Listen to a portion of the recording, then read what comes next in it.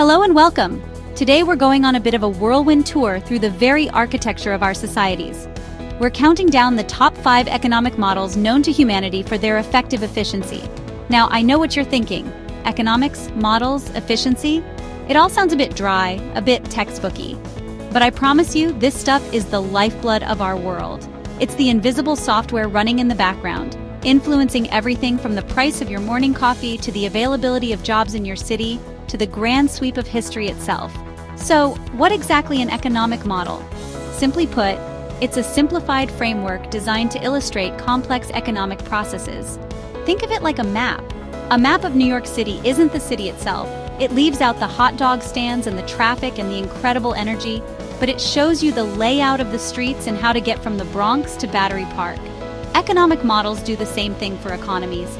They strip away the overwhelming complexity to show us the fundamental relationships between things like production, consumption, and the flow of money. They are theoretical constructs, but their impact is profoundly real.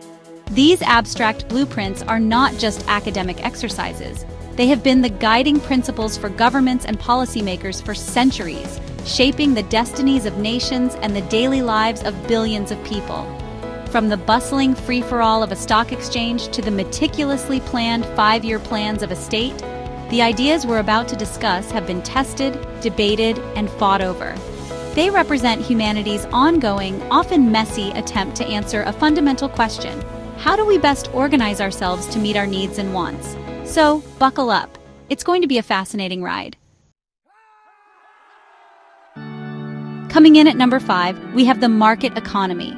This is the one you're probably most familiar with, the rock star of the economic world, championed by thinkers like Adam Smith. The core idea here is decentralization and freedom. In a pure market economy, the big economic questions, what to produce, how much to produce, and for whom, are answered not by a king or a committee, but by the voluntary interactions of millions of individual producers and consumers. It's all driven by the twin engines of supply and demand. If everyone suddenly decides they want neon green hats, producers will see an opportunity, start making neon green hats, and compete to sell them at the best price. The so-called efficiency of this model comes from this very competition and the price mechanism. Resources like labor, capital, and raw materials are allocated to where they are most valued. If nobody wants pet rocks anymore, the resources once used to make them will flow to something people want, like those neon green hats. Smith famously called this guiding force the invisible hand. It's the idea that individuals, each pursuing their own self-interest, inadvertently end up promoting the good of society as a whole. There's very little government intervention. Its role is primarily to be a referee, enforcing contracts and protecting private property rights. However, this model isn't without its critics or its complexities. The relentless pursuit of profit can lead to significant income inequality, where some individuals amass vast fortunes while others are left behind. It can also lead to market failures like pollution, where the costs of production are offloaded onto society rather than being paid by the producer or consumer. And it's prone to boom and bust cycles, periods of rapid growth followed by painful recessions. So while it can be incredibly efficient at producing wealth and innovation, the market economy raises profound questions about fairness and stability. At number 4, we find the philosophical opposite of the market economy, the command economy, also known as a planned economy. Here, instead of an invisible hand, you have a very visible one, the government. A central authority, be it a state planning committee or a single powerful leader, makes all the crucial economic decisions. This central body decides what goods and services will be produced, how they will be produced, and who gets them. They set production targets for factories, allocate resources, and determine wages and prices. The entire economy operates like one giant state-run corporation. The theoretical appeal of this model, particularly in the 20th century for states like the Soviet Union and Mao's China, was its promise of efficiency through rational planning and the elimination of waste. The idea was that central planners could see the whole picture, avoiding the supposed chaos and redundancy of market competition. They could, in theory, direct all of a nation's resources toward specific ambitious goals, like rapid industrialization or building a massive military. It also aimed to achieve greater social equity by controlling the distribution of wealth and ensuring everyone had access to basic necessities, eliminating the unemployment and inequality that can plague market systems. In practice, however, the command economy has faced monumental challenges. The sheer complexity of a modern economy makes it nearly impossible for a central committee to have all the necessary information to make good decisions. How do you know exactly how many left shoes the country will need in 5 years? This lack of information and feedback often leads to massive inefficiencies, chronic shortages of some goods, and huge surpluses of others. Furthermore, without the profit motive to drive innovation and the price signals to guide investment, these economies often suffered from technological stagnation and a lack of consumer choice. The results, historically, have been mixed at best and often tragic. Our number 3 spot goes to the model that, in reality, most countries on Earth actually use: the mixed economy. As the name suggests, this isn't a rigid, theoretical blueprint, but rather a pragmatic blend of the two previous models. It attempts to harness the dynamism and efficiency of the market economy while using the power of the state to correct its shortcomings. It's a hybrid system that incorporates elements of both private enterprise and government intervention. Think of it as an economic system with a safety net. In a typical mixed economy, like those in the United States, Germany, or Japan, most economic activity happens in the private sector. Individuals and companies are free to pursue profit, innovate, and compete. The laws of supply and demand are still the primary drivers of production and pricing. However, the government plays a significant and active role. It provides public goods that the market might not, like national defense, infrastructure like roads and bridges, and public education. It also regulates certain industries to protect consumers and the environment. Think food safety standards or limits on pollution. Furthermore, the government in a mixed economy often intervenes to promote social welfare and reduce inequality. This is done through progressive taxation, where higher earners pay a larger percentage of their income in taxes, and through social programs like unemployment benefits, social security for the elderly, and public health care.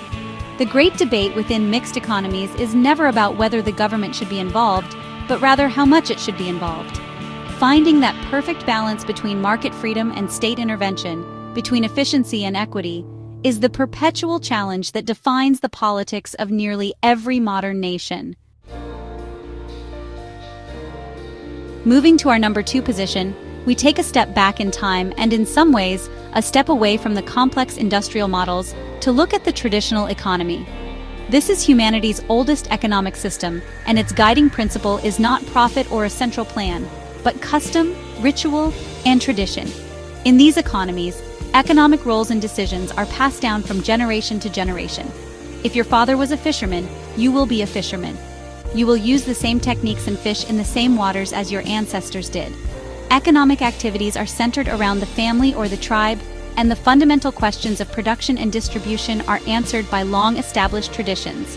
What do we produce? We produce what we have always produced to survive, the crops we know how to grow, the animals we know how to hunt. How do we produce it? We use the methods taught to us by our elders. For whom do we produce? We produce for our community, with distribution often based on sharing, barter, or ceremonial exchange rather than currency. There is very little surplus. People tend to produce only what they need. The efficiency of a traditional economy is one of stability and sustainability, at least within a stable environment. Because it is not driven by growth, it is often less destructive to the natural world. Everyone knows their role, which creates a strong sense of social cohesion and eliminates the existential dread of choosing a career path. However, this resistance to change is also its greatest weakness. Traditional economies are highly vulnerable to environmental shifts or outside forces, and they tend to discourage innovation and technological advancement. While rare in their pure form today, elements of traditional economies persist in rural and indigenous communities worldwide. And at number 1, we have a bit of a different beast.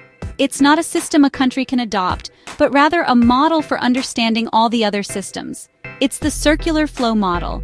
We've put this at number 1 for its sheer elegance and efficiency in explaining how all the pieces of an economy fit together.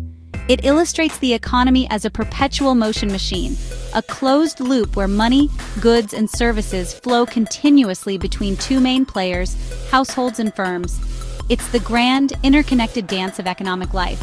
In its simplest form, the model shows households providing firms with the factors of production, that is, their labor, land, and capital. You go to work, and that's you providing your labor to a firm. In exchange, the firms pay households for these factors in the form of wages, rent, and profits. This flow of money is called income. That's the first half of the circle. Now, with this income, what do households do? They go out and spend it on the goods and services that the firms have produced. This spending is called consumption. This flow of money from households back to firms allows the firms to then pay for the factors of production again, and the whole cycle continues. It's a beautifully simple illustration of a profound truth. My spending is your income, and your spending is my income. Of course, more complex versions of the model add in the government, which collects taxes and spends money, and the financial sector, which channels savings into investment and even foreign trade. But at its core, the circular flow model is number one because it efficiently demonstrates the fundamental interdependence that defines any modern economy. It's the ultimate map of the economic territory. So there you have it, 5 different ways of looking at how we organize our economic lives. From the decentralized chaos of the market to the rigid structure of a command system, from the pragmatic blend of a mixed economy to the ancient wisdom of tradition, and finally, to the elegant map of the circular flow. Understanding these models isn't just an academic exercise, it's crucial for being an informed citizen.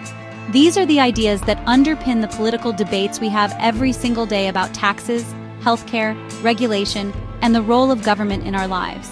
They are the intellectual tools we need to analyze the world around us and imagine how it could be better. Each of these models offers a different perspective on efficiency. Is it the productive efficiency of the market, the planned efficiency of the state, the social stability of tradition, or the balanced efficiency of a mixed system? There's no single right answer, and every nation is constantly experimenting and adjusting its own unique mix.